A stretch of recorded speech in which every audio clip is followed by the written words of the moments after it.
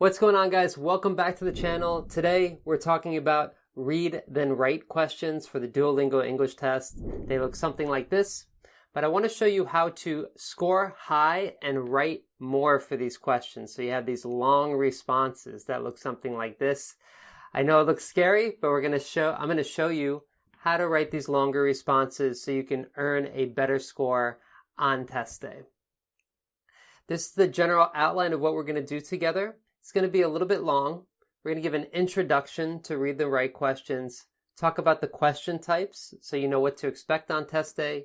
Going to talk about how to structure your answer, and then the nice part, the secret part, the top tips part, write more and score higher. So I'm going to show you how to do that in this lesson. So a lot to go over, but before we go into that, a word from our sponsor, tstprep.com.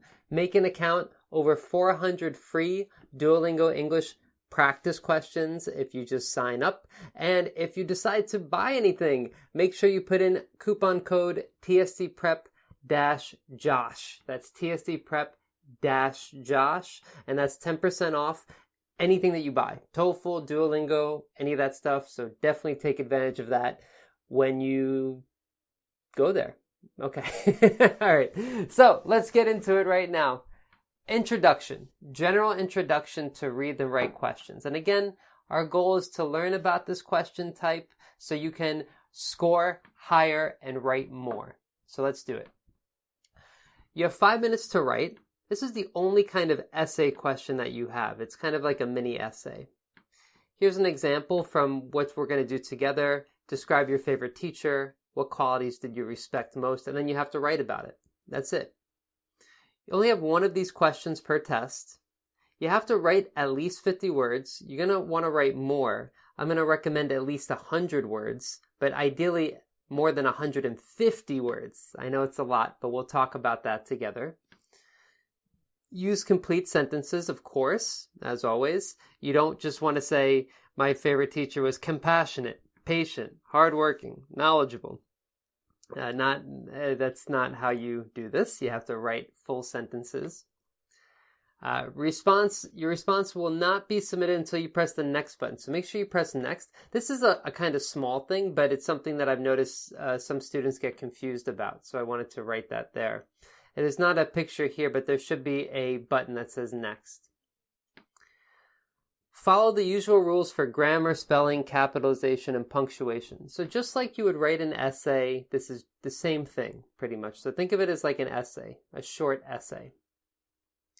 These questions are connected to your production and literacy scores.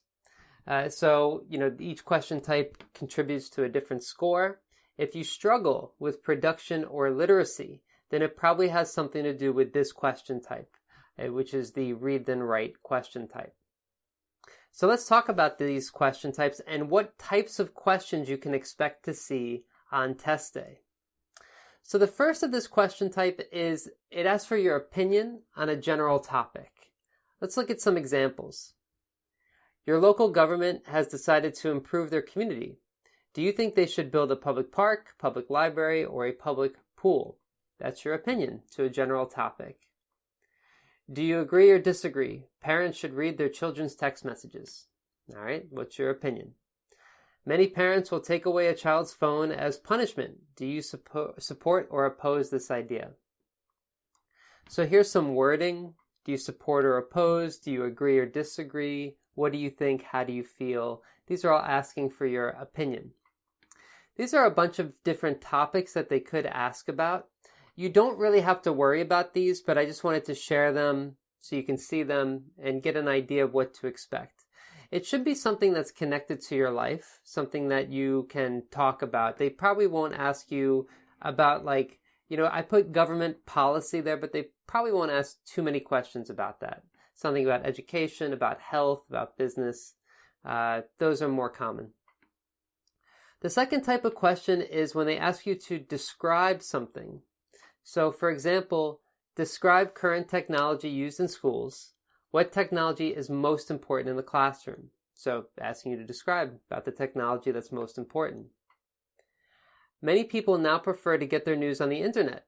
Talk about some ways this has changed people's lives. So this is just describing, general topic, the internet.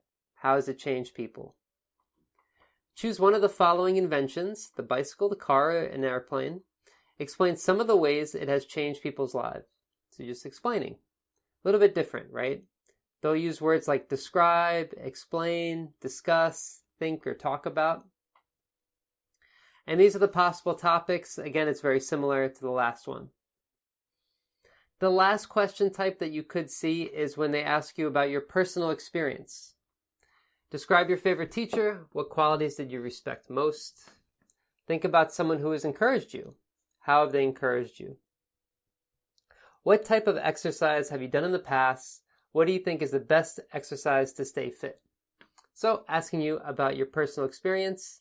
Could say describe, explain, discuss, think about, talk about, any of those things.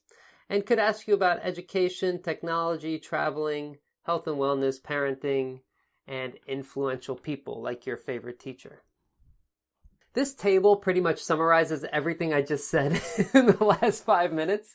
So you can pause this and you can look at this. I'm not going to go through this again. But that's basically a kind of graphic that you can take a look at if you need some more, if you need to remember the types of questions you're going to get. All right. Now, I'm going to give you some examples, but I want to encourage you, don't copy what I say or do. Use these ideas to create your own style for answering these question types. Okay, so why am I saying this? I'm saying this because I've been teaching English tests for a while. I teach TOEFL and Duolingo as well. And now I teach writing. And a lot of times when I teach students writing, they tend to copy my writing. They copy the templates, they copy the examples, and they try to copy it. And I understand why, because they think that's how you score high. I want you to take the ideas here and make them your own. I don't want you to just think I have to copy exactly what Josh does, what I do here. Instead, I want you to use this and take some ideas and use these ideas to help you write a good response. Okay, so I encourage you to kind of take these ideas and make them your own. All right, but let me get back to the presentation. So, answer structure. Let's talk about it. When I give my quick tips here for students, and I'll read through these, try not to look at the timer too often. It could be pretty stressful. Be sure that your response is connected to the question, of course. Make sure you answer the question. Write between 100 and 200 words, at least 150. Leave yourself 30 seconds to edit, so there's no spell check. You want to make sure that you edit. Think of this as a mini essay in one long paragraph. I like to think of this as a mini essay. It'll help you kind of organize your response. And what you want to do is write a structured response with an introduction, body, and conclusion, just like an essay. So let's look at an example from one of my own answers. Describe your favorite teacher. What quality did you respect the most? So my introduction, over the years, I have attended many classes and had different types of teachers. One teacher who stands out in my mind as the best teacher I've ever had was my high school history teacher. Okay, so there we go, introduction. Now let me move on to my body. I'm going to explain why. You can think of your introduction as what you're going to talk about, and your body as why you have this opinion or why you're talking about this. He was extremely compassionate and would hold study sessions before tests to help students who may have been struggling during a unit. His lectures were engaging, and he kept the students gripped with intrigue as he taught. Furthermore, he always made sure that there were hands-on projects to help us further understand the material. I remember one time we were learning about the House of Representatives and the Senate, so he turned the classroom into a Congress to help us understand how it worked. Now, I know there's probably some vocabulary that you're confused about. Congress, House of Representatives, kept students gripped with intrigue. Don't worry about the things you don't understand. I want you to focus on the structure here. This is the body. I'm talking about why he was so great and giving examples of it. And then the conclusion, I still think about that project every time I hear about politics in America today. He was so dedicated to making sure his students found success. So I explain, again, why I'm talking about this teacher and why I have my opinion. Introduction, what I'm going to talk about. my favorite teacher. Body, why this teacher? Giving examples, sharing experiences. Conclusion, that's why I like this teacher. That's it. You want to have the same structure. So here's a kind of overview of the structure. A topic sentence where you restate the question, you specify it or give your opinion, state the first point, expand on it with details and examples, and give a conclusion. And yeah, so the topic, by the way, the conclusion and topic sentence are optional. You don't have to include them. They don't say that in the grading criteria for Duolingo. If you remember, what they say is you need to have a lot of grammar and a lot of vocabulary. You have to answer the question and you have to write a lot. So that doesn't really mean that you have to follow a strict structure like this. This structure is just an example to kind of help give you some idea of how to start, how to go in the middle, and how to finish up. Okay? It should be too simple. It shouldn't be very complicated. Okay? So hopefully that's clear, and you know kind of how to structure your reading and your read then write answers. So now let me get into this part where I'm going to talk about strategies of how to write more and score higher. So this is how you're going to get a higher score in the Duolingo English Test for these production and literacy scores. The first thing I want to talk about is the verb tense. So what you want to do is that you want to try to reduce your amount of mistakes, grammatical mistakes, because part of your grade is based on grammar. So you should know what grammar tense to use. So with this first example here, the simple present tense, you want to use it when introducing the topic, providing your point, or giving your reason. And you might sometimes use the present perfect when introducing the topic, providing your point, or giving your reason. So one of these two verb tenses.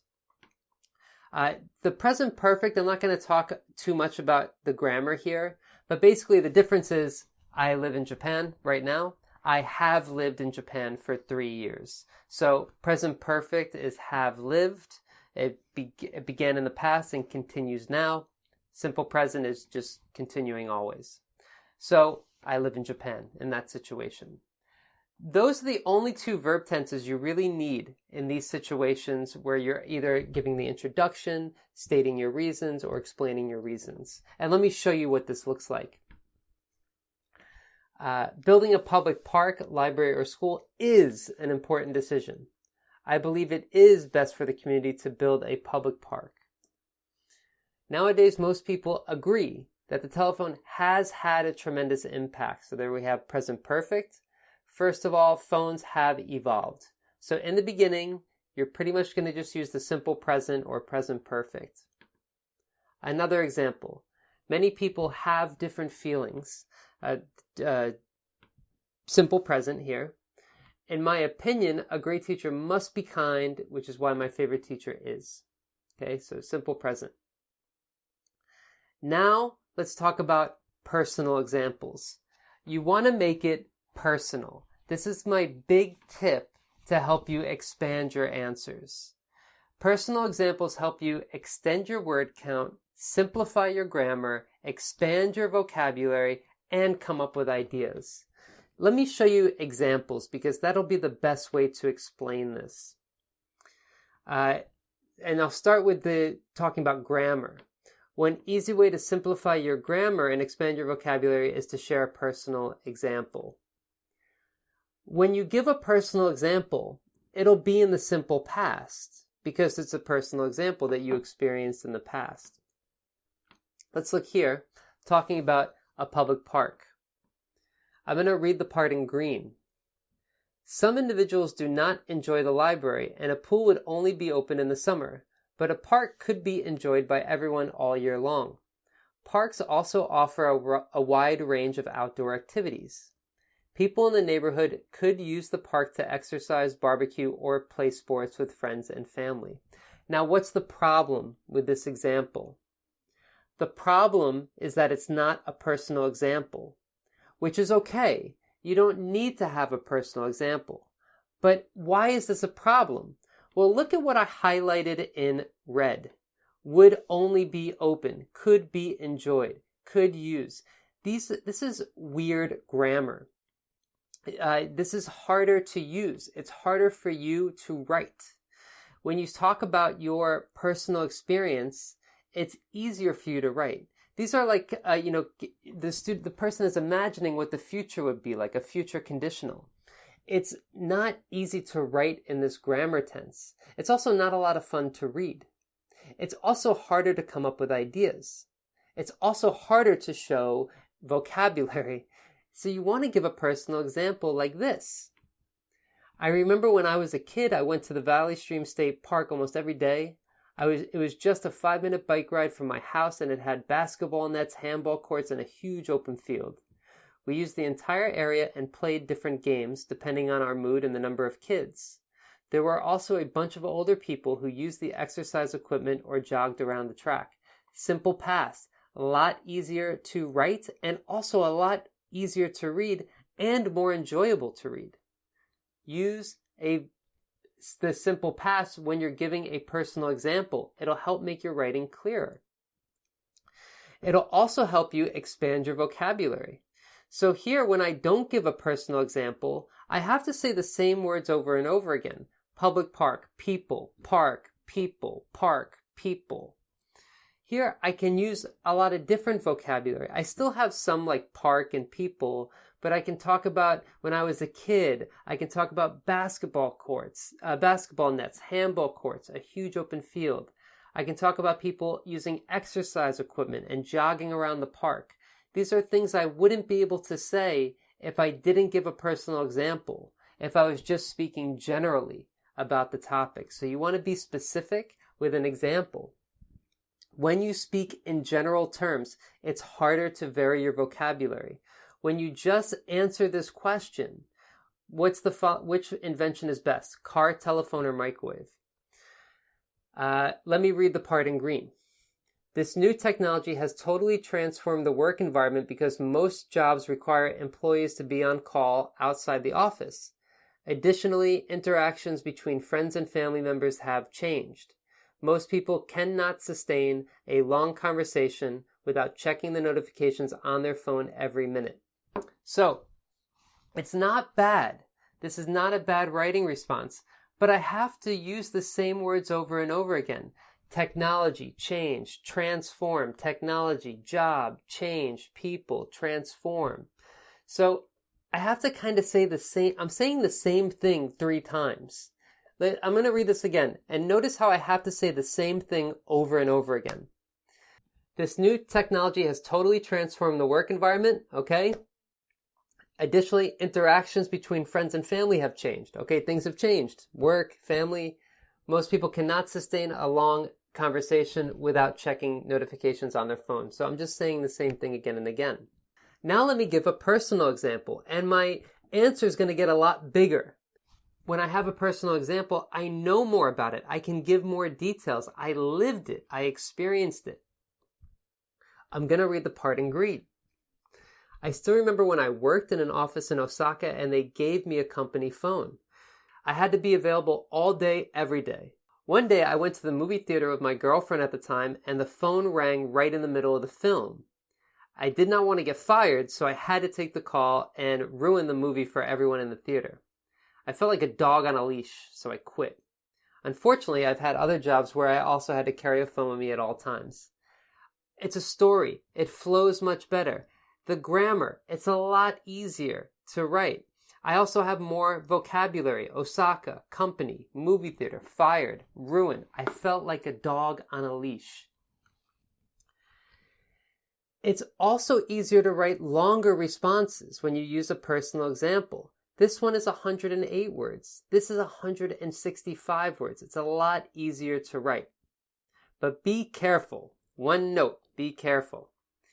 Make sure you're answering the question. So you don't want to go off topic too much. Sometimes that happens where they ask you about an invention, about the phone, and then you start talking about your sister and how she lost her phone one day and she went crazy. You know, you could say that story as long as you can connect it back to the topic, but you don't want to go too far off topic. So just be a little careful of that.